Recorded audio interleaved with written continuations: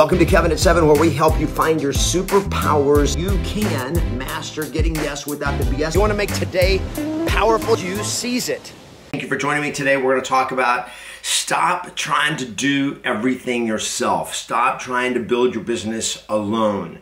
It is one of the most common mistakes that almost every real estate agent makes. We start by ourselves and we're like, you may not have a lot of money and you're like, I got a low budget, or what do? I got to get this thing going and I'm just going to figure it out.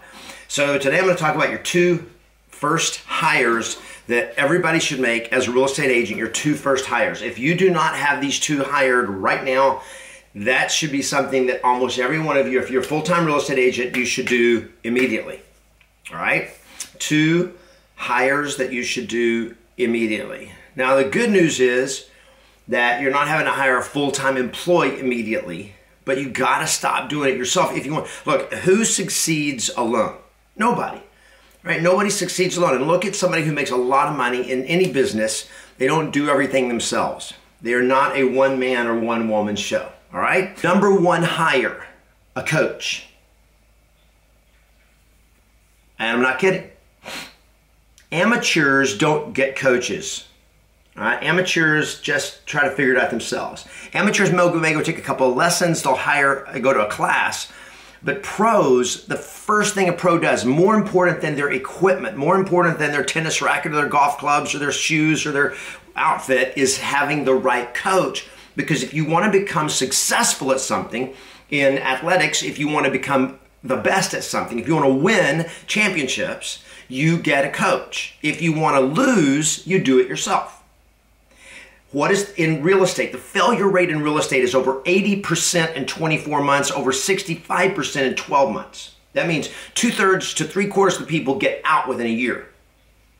They get in, they spend thousands of dollars to get in, and then they're out. And they failed, and it's cost them a ton of money, emotional damage, because nobody likes to fail, right? It hurts. And it's all this pain and this expense that they've gone through, and then they get out and then they go get a regular job. Is that your plan? If that's your plan, then do it yourself. But if your plan is success, if your plan is massive success, then number one, get a coach. Well, a coach is expensive. A coach is less expensive than a college education.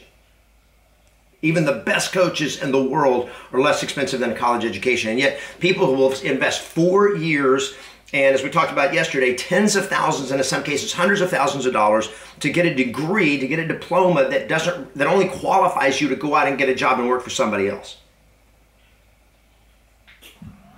I've got coaching members that right now hired me when they were brand new, that today are making $60,000 to $100,000 a month. And they started making money right away, by the way.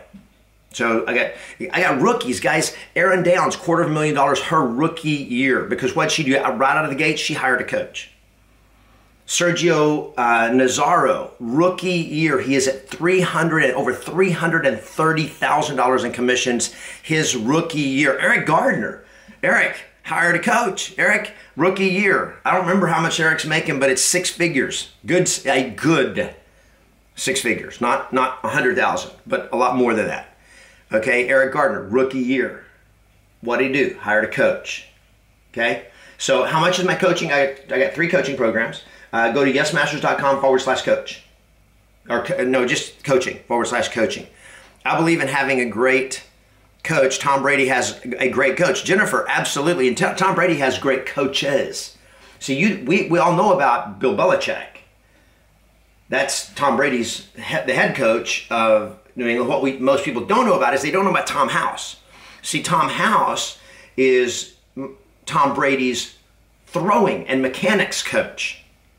What most people don't know about is Tom Brady's fitness coach. I can't remember his name. But he's had a fitness coach, the same fitness coach. That's why he never gets injured, is because he stays in better condition than everybody else. And he also trains different than other NFL football players. Tom Brady trains different than everybody else.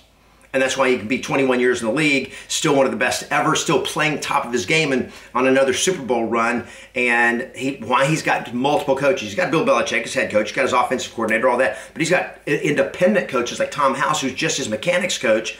And he's got his fitness coach, his trainer, I can't remember his name, that he wrote the book TB12 with.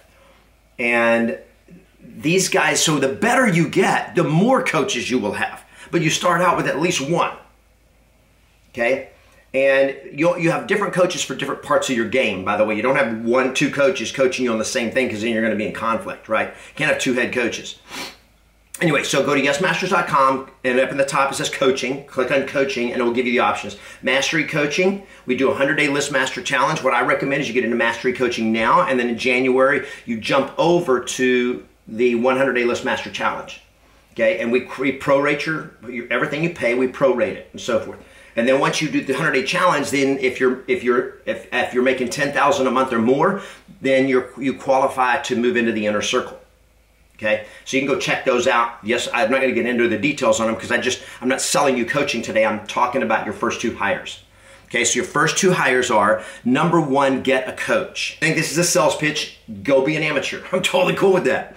Okay, you don't have to hire me. Just hire the best coach you can find. The one reason a lot of people don't believe in coaches is because they had a bad coach.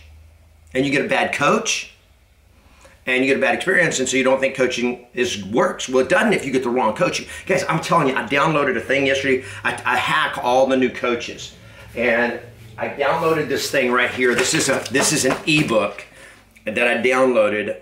I'm not going to show it to you because I don't want to dog them personally, but I'm telling you, I downloaded this free ebook from this new coach, and I actually bought his online course. Number 1, I bought his online course over 24 hours ago, or right at 24 hours ago. I still haven't got access to the course, so my money went and no access, and I haven't got even an email except from PayPal that says yes, you paid. And I downloaded this free ebook. Well, this free ebook is a total of 1 page. That's a title page, doesn't even have text on it.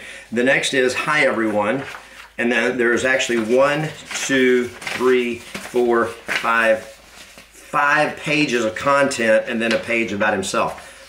So it's 5 pages. I call this an ebook, and it's written in 3rd grade English. I mean, and by that I just mean it has all the grammatical errors in it. It's pathetic. It's bad English. And I'm like, guys, you hire a coach like this, you're going to be burned on coaching. You're going to go like, I don't want to coach. So make sure you get a good coach. All right, that's got fruit on the tree. Right? Not only is it a great agent, but also knows how to be a great coach. There's a difference between great. People go like, well, you know, I only hire somebody that's actually actively full-time selling real estate. Well, that would be like Tom Brady say, I'm only going to hire a coach that's actively full-time playing in the NFL. No, you want to play somebody that knows how to help you get championships. All right, and you want somebody that's been in the game. You want a player because that's somebody that's played the game and knows how to play it. Because if you've never played it, you just don't understand the dynamics. There's a lot of dynamics that are missing. Doesn't mean they can't be a great coach, just means there's a lot of dynamics missing. Anyway, number 1. Okay, number 2. Let's get on to number 2 hire. Your number 2 hire, and this should be immediate. If you're full-time and you're going to make money. Number 2, your second hire, is a transaction coordinator. A transaction coordinator. Get a transaction coordinator, a TC. Now, here's the good thing about a transaction coordinator. You only pay them when the deal closes, and they work for you for free until the deal closes, just like you do on commission. You work for free until the deal closes, right? So transaction coordinator, they don't start working for you until you get a listing, or you get a buyer, you get a sale, contracts pending, and then you give them the file, and they take care of the administrative paperwork. It's paperwork, the administrative stuff. Get your hands out of the files. Get your hands out of administrative work. Administrative work is $15 an hour work. And you're worth way more when you're prospecting, when you're doing lead follow-up, when you're negotiating offers, when you're going on appointments. That's where you make your money. You don't make money doing paperwork. You don't make your money setting an inspection appointment or going to open a house for an inspector. You don't make money doing that. You can hire somebody else to do that for very, very little. And a transaction coordinator, you pay them, they're $350, depending on where you are. They're going to be somewhere in the mid 300s, typically in most markets, around $350, and you pay them at closing. Okay? But they make sure everything is done. They pay attention, especially if you're new. You need to learn the transaction, how it works, but they'll help make sure things don't fall through the cracks. Okay? So you can keep generating new leads, keep getting more business, keep getting more sellers, more listings, more buyers, and so forth. That's your work. And then hire somebody else to do that. Okay? Okay, so your first 2 hires. Number 1, get a coach. Number two, get a transaction coordinator. Those are the two things you should do. It's out of the gate. Your first couple of transactions, you want to learn how to do it. Having a mentor or somebody in your office that actually helps you do the transaction. Sometimes you'll split the deal with them, that they walk with you through the whole process from getting the listing, market, everything.